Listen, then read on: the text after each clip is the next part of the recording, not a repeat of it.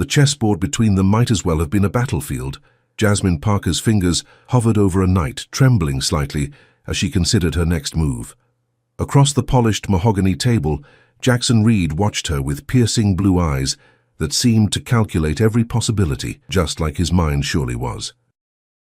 The CEO of Reed Innovations leaned back in his leather chair, his tailored suit as impeccable as the row of captured chess pieces he'd arranged meticulously at his side of the board. "Tick-tock, Ms. Parker," he said, his deep voice breaking the tense silence of his corner office on the 42nd floor. Floor-to-ceiling windows revealed Chicago's skyline, the late afternoon sun casting long shadows across the luxurious space. "I didn't make that offer lightly. Triple your salary if you can beat me."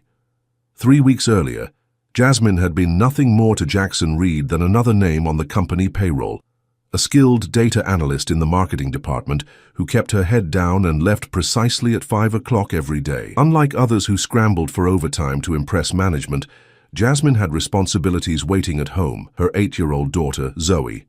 That morning had started like any other. Jasmine had rushed to drop Zoe at school after a breakfast of slightly burnt toast and hurried kisses goodbye. "Don't forget, Mom, science fair tonight," Zoe had called out, her gap-toothed smile visible as she'd waved from the school entrance.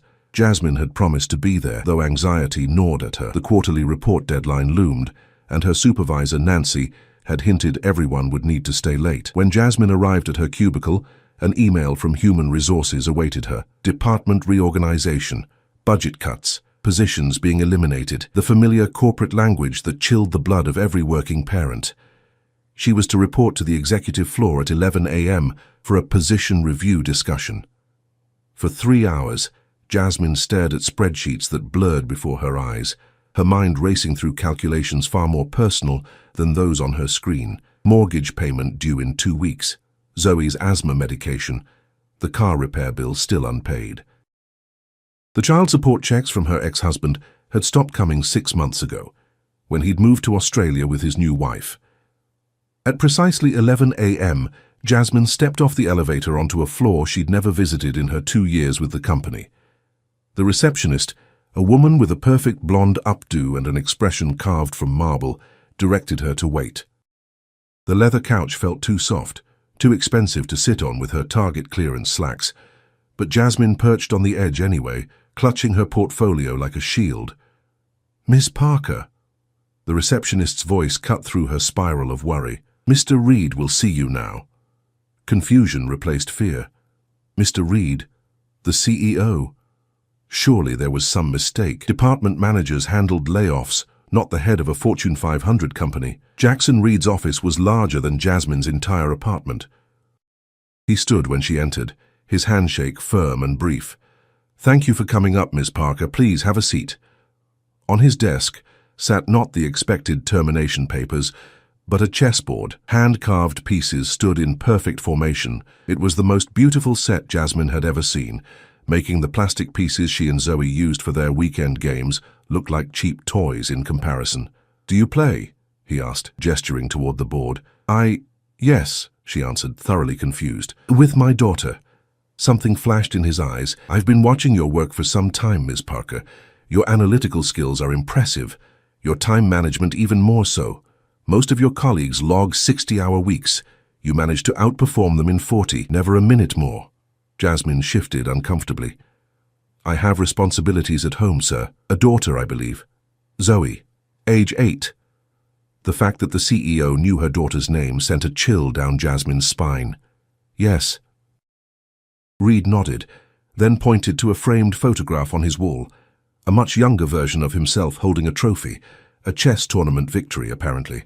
"I believe that people who excel at chess often excel at business strategy, the ability to see several moves ahead, to sacrifice wisely, to remain patient under pressure." He sat down at one side of the chessboard and gestured for her to take the opposite chair. "I've been looking for someone with your particular skills for a special project. My personal analytics team. It would mean a significant promotion." Jasmine's heart leapt. A promotion, not termination. But Reed wasn't finished. "However," he continued, "I need to know you can think strategically under extreme pressure. So I'm proposing a test." His fingers tapped the chessboard. "1 game. If you win, I'll triple your current salary in your new position. If you lose, the position is still yours, but at the standard pay grade, which is still a 40% increase from your current compensation. The offer was outrageous, impossible. Triple her salary? That would mean no more living paycheck to paycheck. No more choosing between new school shoes for Zoe or fixing the leaking bathroom faucet. It would mean security, savings, maybe even college for Zoe someday. Why me? Jasmine finally asked. Reed's smile didn't reach his eyes. Let's just say I recognize potential when I see it. Do we have a deal? That was how Jasmine found herself here, 40 minutes into the most important chess match of her life, her future hanging on the movement of carved wooden pieces. She had managed to hold her own so far, even capturing his bishop and a knight. But Reed played with ruthless efficiency, each move deliberate and lightning fast. As Jasmine finally moved her knight, capturing one of his pawns, she caught a glimpse of her watch and gasped. It was already 5:30 p.m. Zoe's science fair had started 30 minutes ago. I'm sorry, Mr. Reed. I have to go. My daughter... The game isn't finished, Miss Parker, Reed interrupted, his voice sharp as he moved his queen across the board. Check. Jasmine stared at the board, then at her watch, then at the man who held her future in his hands. The choice before her was suddenly crystal clear, and far more complex than any chess strategy. Outside the enormous windows, the city lights had begun to twinkle as dusk settled over Chicago. In those gleaming office towers, how many other parents were missing important moments? How many had convinced themselves that one missed science fair was worth the sacrifice for a better future? Jasmine thought of Zoe's face that morning, the excitement bubbling in her voice as she'd talked about her project on the water cycle. For weeks they'd worked together at their kitchen table, cotton balls standing in for clouds, blue food coloring creating miniature oceans in plastic containers. You'll be there, right, Mom? Zoe had asked every night before bed. Promise you won't be late like for the dance recital? The memory stung. 6 months ago, Jasmine had arrived just as the curtains closed on Zoe's first dance performance, catching only a glimpse of her daughter's disappointed face among the other tutu-clad children, taking their final bow. She had promised herself, never again. She looked up at Jackson Reed, her decision made. My daughter's science fair started 30 minutes ago. I promised her I'd be there. Something unreadable flickered across Reed's face as Jasmine stood up. Was it disappointment, anger, or something else entirely? The position will still be available tomorrow, Miss Parker, he said quietly, and so will the chessboard. As Jasmine gathered her things, she couldn't shake the feeling that this had been about more than a job offer. The way he'd known her daughter's name, the specific challenge, the outrageous terms. There was something else at play, a game within a game, and she had the unsettling feeling that, in walking away, she had somehow made exactly the move Jackson Reed had been waiting for. In the elevator ride down to the lobby, Jasmine's mind raced with questions. How did he know about her chess games with Zoe? Why had he singled her out from hundreds of employees? And most importantly, would the opportunity truly still be there tomorrow, or had she just walked away from financial security for her family? The night air hit her face as she burst out of the building, running toward the parking garage. As she fumbled with her keys, she noticed a black town car pulling up to the curb. Through the tinted windows, she caught a glimpse of Jackson Reed in the back seat watching her. Their eyes met for a brief moment before the car pulled away into the evening traffic, leaving Jasmine with the distinct impression that whatever game they had started was far from over. Jasmine arrived at Lincoln Elementary School 20 minutes later, breathless and with her hair wind-blown from sprinting across the parking lot. The gymnasium buzzed with activity, proud parents circling homemade displays while children eagerly demonstrated experiments. She scanned the crowded room, her heart sinking with each passing second until she finally spotted Zoe's project in the far corner. Her daughter stood alone by her display, shoulders slumped, repeatedly adjusting her poster board. The sight pierced Jasmine's heart. When Zoe finally looked up and saw her mother rushing toward her, her face transformed, disappointment giving way to relief, then joy.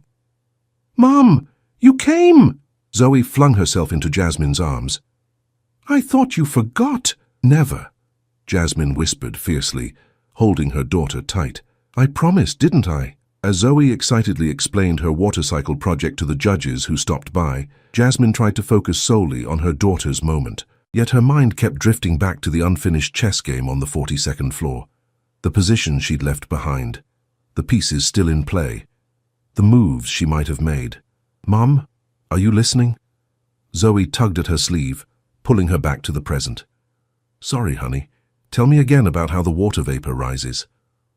Later that night, after tucking Zoe into bed with extra stories as penance for her near absence, Jasmine sat at their small kitchen table. She set up their plastic chess set, trying to recreate the position she'd left behind in Reed's office. What would have happened if she'd stayed? Could she have actually won against someone who clearly considered himself a master? Her phone chimed with a text from an unknown number. "The board is set for tomorrow, 12 p.m. Lunch will be provided, JR." Jasmine stared at the message. How had he gotten her personal number? She hadn't given it to him. The intrusion should have bothered her more than it did, but instead she felt a strange flutter of anticipation. Tomorrow would bring answers, she hoped. Morning brought chaos, as it always did. The coffee maker chose today to stop working. Zoe couldn't find her favorite sneakers.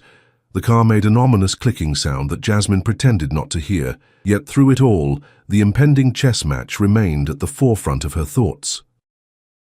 "You seem different today, Mom," Zoe observed as Jasmine walked her to her classroom. "Like you're thinking about something else." Jasmine smiled, amazed at her daughter's perceptiveness. "Just a big meeting at work. Nothing for you to worry about." "Is it with that man who called last week asking about your chess rating?" Jasmine froze. "What man?" "He said he was doing a survey about chess players in Chicago. He asked if you were any good." Zoe shrugged. "I told him you always beat me, but that's not saying much since I'm just a kid." A chill ran down Jasmine's spine.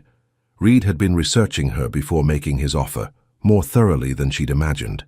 But why go to such lengths? What was she missing? At work, Jasmine could barely concentrate on her morning tasks. Her supervisor, Nancy, stopped by her cubicle at 11:30, eyebrows raised. "I hear you're having lunch with the big boss today." The question in her voice was clear. "It's about a potential project," Jasmine answered vaguely. Nancy leaned closer. "Word is he's been asking about you for weeks. Personnel files, performance reviews. Beth in HR said he specifically requested your application from 2 years ago." Jasmine's unease deepened. "Did she say why?" "No, but—" Nancy lowered her voice to a whisper. "The last time Reed took a special interest in someone from the lower floors, they either ended up in the executive suite or out the door within a month." At precisely noon, Jasmine stepped off the elevator onto the executive floor for the second time in 2 days. The marble-faced receptionist, Jasmine now noticed her nameplate read Veronica, greeted her with significantly more warmth than yesterday. "Mr. Reed is expecting you," she said, rising to escort Jasmine personally. "He had your security clearance upgraded this morning." Jackson Reed stood when Jasmine entered, gesturing to a small table by the window where the chessboard waited, the pieces reset to starting positions. Next to it sat a catered lunch of gourmet sandwiches and salads. "Ms. Parker, I'm pleased you could join me." His tone was cordial, yet Jasmine detected an undercurrent of tension. "I trust your daughter's science fair went well." The question caught her off guard. "It did, thank you. She won honorable mention." Reed nodded, seemingly satisfied. "Please help yourself to lunch. We can discuss the position while we eat, then return to our game." Over lunch, Reed outlined the role he had in mind for her, heading a new division focused on predictive analytics for market trends, reporting directly to him. The responsibilities were challenging but exciting, the kind of work Jasmine had always wanted to do. The salary, even without the promised tripling, was substantially higher than her current pay. "Why me?" she asked again, more directly this time. "There must be dozens of more qualified people in the company, people with MBAs from prestigious schools, not night classes at community college like me." Reed set down his water glass. "Academic credentials are often poor predictors of practical intelligence, Miss Parker. I'm more interested in how you think." "And you can determine that from a chess game?" "Chess reveals character." His eyes met hers with unexpected intensity. "It shows how you handle pressure, whether you sacrifice thoughtlessly or with purpose, if you can see beyond the obvious move." Jasmine gestured to the board. "Then shall we continue?" As they resumed their game, Jasmine played more aggressively than she had the day before. If Reed wanted to test her character, she would show him she wasn't afraid to take risks. She captured his remaining bishop with a bold move that left her queen vulnerable. Reed studied the board, a hint of surprise crossing his face before he concealed it. Interesting choice. 3 moves later, Jasmine realized she'd walked into a trap. Reed captured her queen, a devastating loss, but in the process of focusing on her queen, he'd left his king's defense weakened. "Check," Jasmine said quietly, moving her knight into position. Reed's eyebrows rose slightly. "Well played." He shifted his king out of danger, but Jasmine could see he was now playing more cautiously. As the game progressed, Jasmine felt herself settling into a rhythm, thinking more clearly than she had yesterday. The moves and counter-moves flowed naturally. For brief moments, she forgot she was playing against her intimidating CEO, instead seeing only the patterns and possibilities on the board. "You learned to play from your father?" Reed asked casually as he contemplated his next move. Another question that revealed too much knowledge of her personal life. "Yes, how did you know that?" "Your application mentioned him as your emergency contact when you first joined us. Theodore Parker, former Chicago City chess champion, 1995 to 1997. Jasmine's heart twisted at the mention of her father. "He died 6 months after I submitted that application. I updated my emergency contact information to my sister." "My condolences," Reed said, and for the first time his voice carried genuine emotion. "He was a remarkable player. I faced him once, many years ago." The revelation stunned Jasmine. "You knew my father?" Reed moved his rook. "We played in the same circles briefly. He was memorable." Something in his tone suggested there was more to the story. Before Jasmine could press further, her phone buzzed with a school notification. Zoe's teacher had sent a group message to all parents. "Reminder, early dismissal today at 2:30 p.m. for teacher development." Jasmine had completely forgotten. She checked her watch. It was already 1:45. With traffic, she'd barely make it in time. "Another emergency?" Reed asked, noting her expression. "Early school dismissal. I need to leave by 2:02. Reed studied the board. "We're at a critical juncture. Perhaps 15 more minutes of play would determine a winner." Jasmine assessed the board. The position was complex, with neither side holding a clear advantage. 15 minutes might not be enough. "I can't be late," she said firmly. "Not again." Reed leaned back, his expression unreadable. "Then perhaps we should call this game a draw and schedule the deciding match for another time." "A draw?" Jasmine shook her head. "That wasn't the offer. You said if I win, you triple my salary. If I lose, I still get the position at the standard rate. And if neither of us wins?" His eyes held a challenge. Jasmine gathered her courage. "Then I propose a compromise. The position with a salary doubled rather than tripled." A slow smile spread across Reed's face, the first genuine one she'd seen. "Miss Parker, you are indeed your father's daughter, a negotiator to the core." He extended his hand to seal the deal, but as Jasmine reached to shake it, she noticed something that made her blood run cold, a small, distinctive scar across his knuckles, identical to one her father had often pointed out on his most formidable chess rival. A man he described as brilliant but ruthless, a man named James Richardson. "You're not Jackson Reed," she said softly. "You're James Richardson." The silence that followed her accusation seemed to stretch endlessly. Outside the office windows, clouds drifted across the Chicago skyline, casting shifting shadows over the chessboard between them. "Very observant, Ms. Parker," he finally said, neither confirming nor denying her claim. "But you're going to be late for your daughter." Jasmine didn't move. "My father spoke about James Richardson, said he was the most cunning opponent he ever faced. Said Richardson disappeared after a scandal involving the corporate takeover of Meridian Technologies 15 years ago." The man across from her carefully rearranged a pawn on the board. "History is often more complicated than newspaper headlines suggest." "Are you Jackson Reed or James Richardson?" Jasmine pressed. He met her gaze steadily. "The chess player you know as James Richardson no longer exists, legally or otherwise. I've been Jackson Reed for 13 years. Why the interest in me? In my father's daughter?" The pieces were falling into place, forming a pattern Jasmine couldn't yet fully comprehend. Reed, or Richardson, glanced at his watch. "It's 2:05, Ms. Parker. We can continue this conversation tomorrow. Your position offer stands, as does our agreement on compensation." Jasmine wanted to demand answers immediately, but the thought of Zoe waiting alone outside the school overrode her curiosity.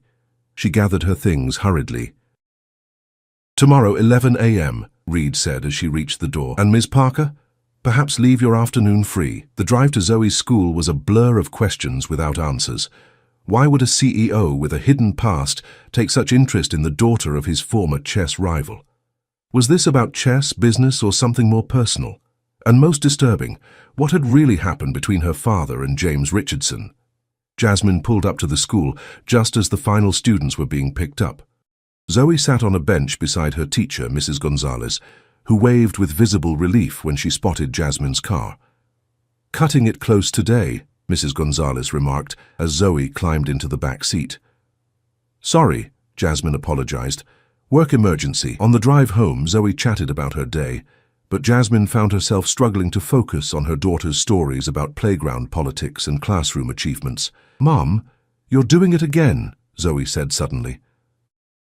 Being somewhere else in your head, Jasmine forced a smile into the rearview mirror. "Sorry, sweetie, just thinking about work." "Is it that chess man again?" The question sent a jolt through Jasmine. "What do you know about him?" Zoe shrugged. "Grandpa had a picture with him in that box of chess stuff in the attic." That evening, after Zoe was occupied with homework, Jasmine climbed into the attic. The musty space held boxes of her father's belongings that she'd stored after his death but never fully sorted through. The grief had been too raw then, and time had somehow slipped away since. The third box she opened contained her father's chess memorabilia, trophies, newspaper clippings, tournament programs. Near the bottom she found a weathered photograph, her father standing beside a much younger version of the man she knew as Jackson Reed. Between them was a chess trophy, both men gripping it as if neither would relinquish their claim. The intensity in their eyes told a story of rivalry that transcended the game. On the back, her father had written, "Chicago Open Finals, 1997, the last clean game." The last clean game, what did that mean? Digging deeper, Jasmine found a small journal filled with her father's distinctive handwriting. Most entries were chess notations and strategy notes, but several pages near the end contained more personal reflections. Richardson approached again with his proposal, says with my tournament credibility and his corporate connections, we could make millions. Says it's just strategy, another form of chess. I've refused again, but I'm troubled by his persistence. And a later entry. The Meridian match was fixed. I'm certain of it now. R's fingerprints all over it, though nothing I can prove. This goes beyond chess. Need to gather evidence before approaching the committee. The final entry sent chills down Jasmine's spine. Meeting R tomorrow. He doesn't know what I've found. This ends now. 2 weeks after that entry, Theodore Parker had suffered a massive stroke at age 52. The doctors had called it a tragic case of undiagnosed hypertension. Jasmine had never questioned the medical explanation, until now. Her phone buzzed with a text message from Reed. I knew your father well. There's much you don't know about him and about me. Tomorrow will bring clarity. Jasmine stared at the message, anger and suspicion building within her. Had her father's stroke been something else entirely? Had James Richardson, now Jackson Reed, been involved? She spent hours that night researching online, piecing together the puzzle. Jackson Reed had emerged in the business world shortly after James Richardson's disappearance, rapidly building Reed Innovations from a small tech startup into a corporate giant. His background before that was surprisingly difficult to trace. A few vague references to education abroad, family money, strategic investments. The Meridian Technologies scandal had involved accusations of corporate espionage and market manipulation, with several chess tournaments allegedly used as covers for insider trading meetings. The investigation had eventually stalled due to insufficient evidence and the sudden deaths or disappearances of key witnesses. By the time Jasmine crawled into bed at 3 a.m., her mind was racing with theories, each more disturbing than the last. Was Reed trying to recruit her for something illegal, using her father's memory as leverage? Was he attempting to make amends for past wrongs, or was there something more sinister behind his chess challenge? Morning came too quickly. After dropping Zoe at school with extra tight hugs, Jasmine drove to work with determination hardening her resolve. Today she would get answers. In her cubicle she found an envelope containing a security access card with executive clearance and a note. Our meeting has been moved to my residence. Car waiting at noon, J.R. Alarm bells rang in Jasmine's mind. Meeting at his home rather than the office removed witnesses created vulnerability. She hesitated, then made two quick decisions. First, she texted her sister with Reed's full name and address, instructing her to contact police if she didn't check in by 5 p.m. Second, she slipped her father's journal into her bag. At noon, she found a sleek black town car waiting outside the building, the same one she'd glimpsed the night of the science fair. The driver, a stone-faced man in a dark suit, opened the door without a word. The car wound through Chicago's upscale neighborhoods before stopping at a modernist mansion overlooking Lake Michigan. Isolated, private, intimidating, just like its owner. Reed himself opened the door, dressed more casually than at the office in a cashmere sweater and tailored slacks. "Ms. Parker, thank you for coming." The interior of the home was a study in minimalist luxury. Open spaces, museum-quality art, and floor-to-ceiling windows showcasing the lake view. In the center of the main living area stood not one but 3 chess tables, each with a different game in progress. "You live alone?" Jasmine asked, noting the absence of personal touches that would suggest family or companionship. "I prefer solitude," Reed replied, leading her to a 4th chess table near the windows. This one was set up with the exact position they'd left yesterday, every piece precisely where they had abandoned it. "Remarkable memory," Jasmine commented. "I've been told it's both my gift and my curse." Reed gestured to the chair. "Please sit. We have much to discuss." Instead of sitting, Jasmine removed her father's journal from her bag and placed it on the table. "I found this last night. My father suspected you of fixing tournaments and using chess events as covers for insider trading. He was going to expose you." Reed's expression remained carefully neutral. "And you believe I had something to do with his death?" "Did you?" "No." The word hung between them, simple yet weighted. "Your father died of natural causes, Miss Parker. A tragedy, but not at my hands. Why should I believe you?" Reed walked to a built-in bookshelf and removed a thick folder. "Because I've spent 13 years trying to make amends for what happened to Ted." He spread the contents of the folder across the table. Medical records, investigation reports, financial statements. "Your father was right about the Meridian scandal, but wrong about my involvement. I was a pawn, not the player. When I realized what was happening, I tried to back out." The actual architects of the scheme made it clear that wasn't an option. Jasmine scanned the documents, her analyst's mind picking up patterns and connections.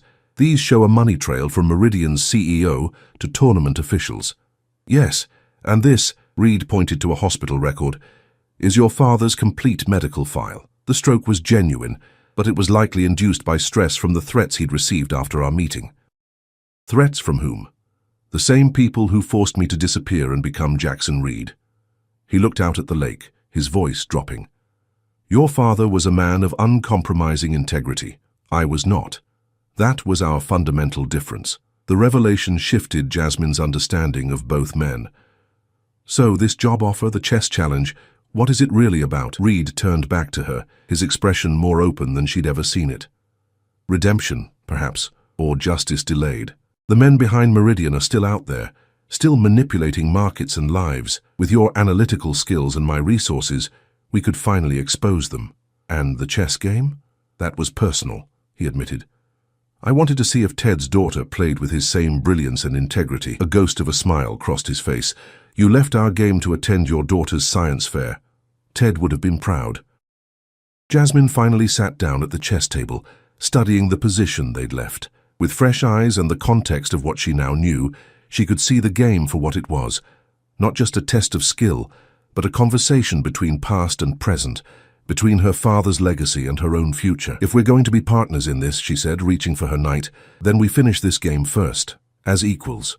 Reed took his seat across from her, something like respect or perhaps relief visible in his eyes. "I wouldn't have it any other way." As Jasmine made her move, she realized the real game was just beginning, with stakes far higher than a salary increase. The question now wasn't whether she could beat Jackson Reed at chess, but whether together they could win a much larger game against more dangerous opponents. The final moves of their chess match unfolded like a dance between equals, each anticipating the other's strategy, each showing respect through the quality of their play. The lake outside darkened as afternoon faded toward evening, the water's surface rippling with the same tension that filled the space between them. "Check," Jasmine said, moving her rook into position. Her endgame had always been stronger than her opening, something her father had taught her: patience over flash. Substance over style, Reed studied the board, his fingers steepled beneath his chin.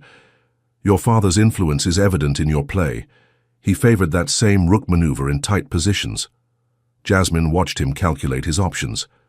"You've been planning this for years, haven't you? Finding me, bringing me into your company, waiting for the right moment." "Not exactly." Reed moved his king to safety. "I've kept tabs on Ted's family, yes, but your application to Reed Innovations 3 years ago was coincidence. When I saw your name come across my desk, I recognized it immediately, yet you waited 2 years to approach me. I needed to be certain you had Ted's talent without his—" Reed paused, choosing his words carefully. "Without his rigidity. Your father saw the world in black and white. In business, as in chess, success often lives in the gray areas." Jasmine moved her bishop, setting up her final attack. "And now you've decided I'm morally flexible enough for whatever you're planning." "On the contrary," Reed countered with an unexpected knight move. "I chose you because you left our first match to keep a promise to your daughter. It showed me you understand what truly matters, something I lost sight of long ago." 3 moves later, Jasmine saw her path to victory crystallize before her. Reed had overextended his defense, leaving a subtle weakness she could exploit. One more move and she would have him in checkmate. Her hand hovered over her queen. With this win would come the tripled salary, financial security for her and Zoe, the end of constant worry. But something made her hesitate. The pieces on the board suddenly seemed to represent more than a game. They were the players in a larger drama that had begun years before she'd even known of Jackson Reed's existence. "The men behind Meridian," she said, her hand still suspended above the board. "Tell me who they are." Reed's eyes narrowed slightly. "Make your move first, Miss Parker." "No." Jasmine drew back her hand. "Full disclosure before we go any further. That's my condition." A tense silence stretched between them before Reed relented. He rose and retrieved a secure tablet from a hidden wall safe. "These 3 men formed the core of what I came to call the Grandmaster Group." He showed her photographs and dossiers on 3 distinguished-looking businessmen: Walter Keynes, CEO of a global investment firm; Harold Brennan, a retired federal judge now sitting on multiple corporate boards; and Senator Thomas Whitcomb, chairman of the Senate Banking Committee. "They use chess tournaments as covers for insider trading meetings," Reed explained. "The tournaments were legitimate, but private games between rounds served as information exchanges. Your father stumbled onto it while analyzing game patterns for a chess journal. And now you want to take them down." Jasmine scrolled through the files, her analyst's mind noting connections, patterns, vulnerabilities. "But why now, after all these years?" Reed's expression hardened. "Because they're planning something bigger, a market manipulation scheme that would make Meridian look like a practice run. Thousands of jobs at stake, pension funds that would be decimated. And you need me because you have your father's gift for seeing patterns others miss, combined with modern data analytics skills, and because I trust Ted Parker's daughter to do the right thing, even if it means standing against me if necessary." Jasmine looked back at the chessboard, seeing now that the game had always been secondary. "You never intended to triple my salary, did you? This was a test, to see if I'd choose money over integrity. And yet you've proven you can have both." Reed gestured to the board. "You're 1 move away from checkmate." Jasmine studied the position again, confirming what she already knew. Victory was within reach. She moved her queen. "Checkmate." Reed examined the board carefully before tipping over his king in the traditional gesture of concession. "Well played, Ms. Parker. What happens now?" "Now we discuss terms." Reed's business demeanor returned. "You'll head a new division focused on market analytics. Your official role will be to develop predictive models for investment strategies. Your unofficial role will be to help me gather evidence against the Grandmaster Group." "And the risks?" "Considerable. These are powerful men with resources and connections. They won't hesitate to eliminate threats." His eyes met hers directly.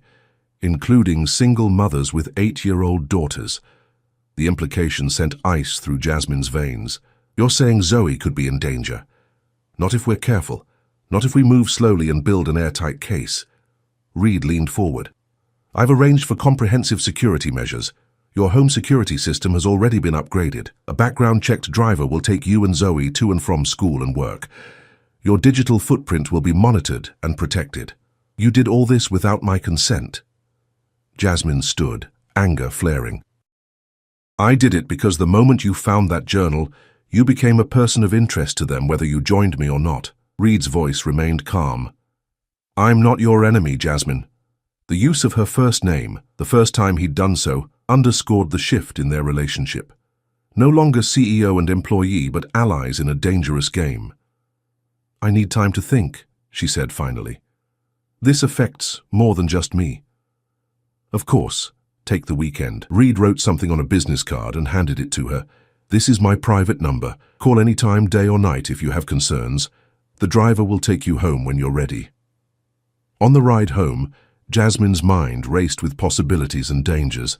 The salary increase would change her and Zoe's lives dramatically. The professional opportunity was beyond anything she'd ever imagined.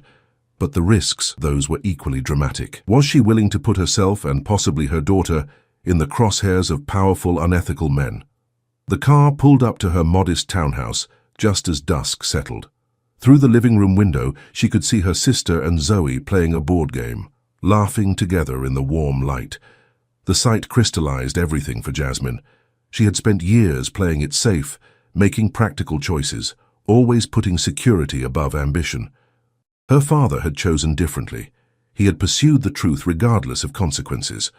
That choice may have cost him his life, but in his final journal entries she had seen no regret, only determination.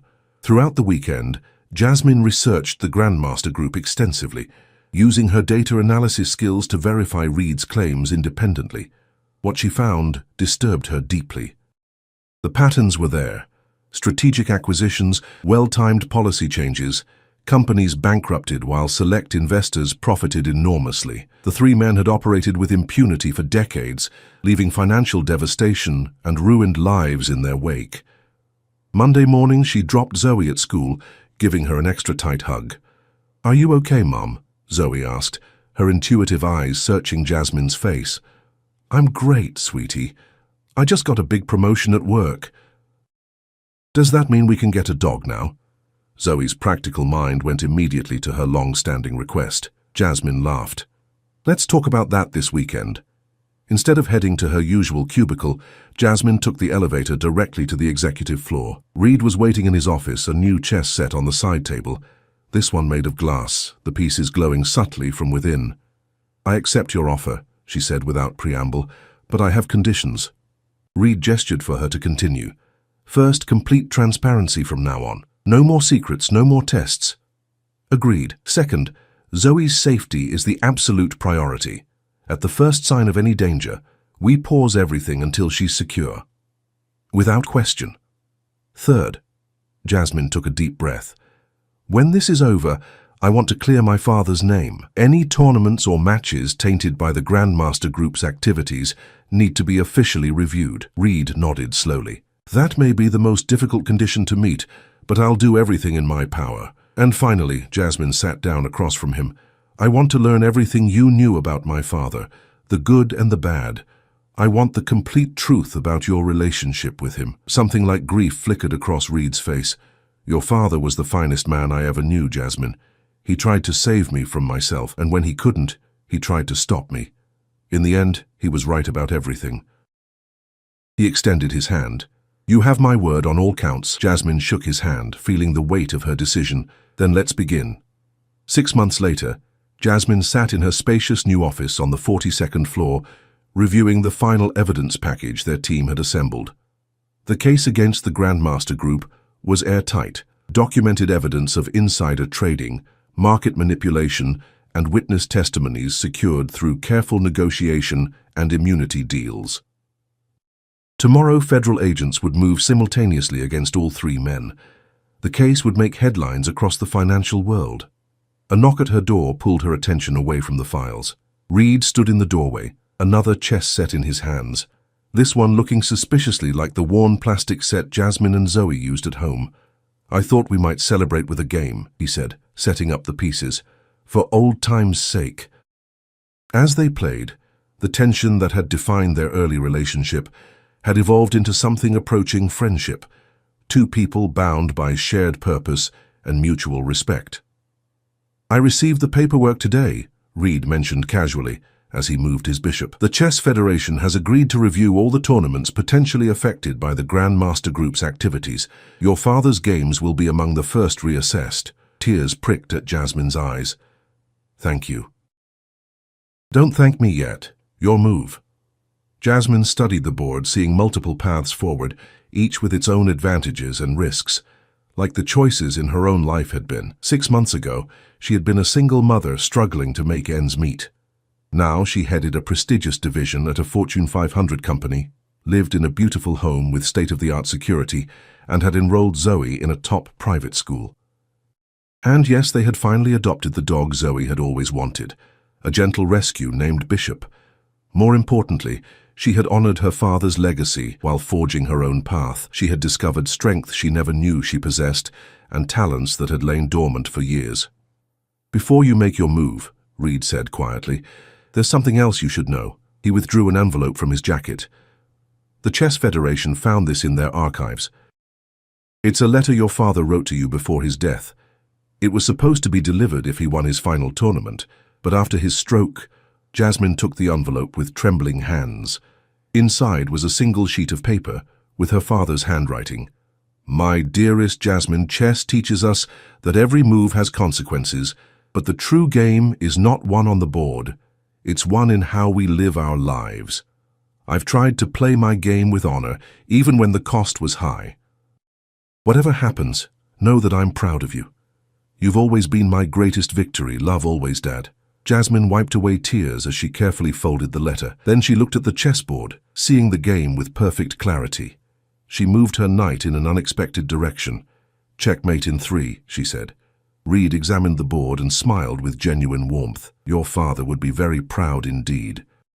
Outside the window, Chicago stretched before them, the same city where Theodore Parker had once played his final game with integrity and courage. Now his daughter had taken up his unfinished match and carried it to victory. As Jasmine looked out at the horizon, she felt a sense of peace settle over her. The game was won. Justice would be served. And most importantly, she had shown Zoe what it meant to stand for something greater than oneself, a legacy more valuable than any salary, tripled or otherwise.